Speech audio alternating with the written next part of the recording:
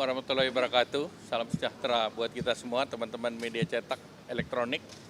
Tadi baru saja Bapak Presiden menerima Deputy Prime Minister pertama Manturov dari Rusia, dan sebetulnya DPM Manturov hadir untuk dalam rangka high level dialog dengan Indonesia, dan ini sudah kemarin sempat terhenti akibat COVID, dan ini akan dimulai kembali.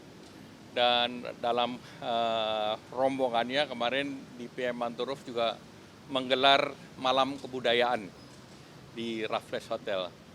Nah, kemudian dalam pertemuan tadi DPM Manturov mengundang Bapak Presiden, satu untuk hadir dalam parade di Rusia, dan yang kedua dalam SPIF, St. Petersburg Economic Forum, di mana dalam St. Petersburg Economic Forum itu diharapkan Bapak Presiden bisa hadir, dan ada beberapa milestone kerjasama yang akan dibuat Memorandum of Understanding.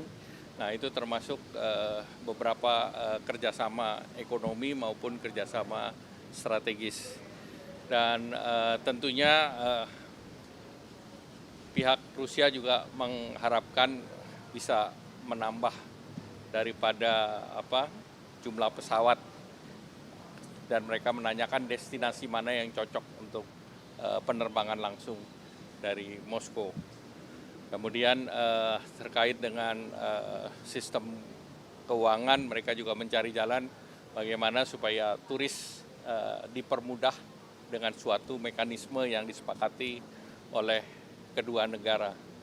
Yang ketiga juga tentu kerjasama dalam pengembangan sektor, termasuk pengembangan di sektor investasinya. Dan tadi juga dibahas terkait dengan Eurasia Free Trade Agreement, di mana diharapkan pada saat Bapak Presiden ke St. Petersburg, seluruh materi di dalam pembahasan Eurasia ini bisa diselesaikan. Dan pertemuan antara DPM dengan Pak Presiden itu seperti pertemuan bilateral yang lain. Jadi memang Bapak Presiden menerima banyak negara dan diterima langsung oleh beliau. Ini sesuatu yang biasa saja. Baik, terima kasih. Apa? Kalau Indonesia dengan Rusia kan relatif nggak ada isu mengenai tarif, karena masing-masing pihak tarifnya relatif rendah.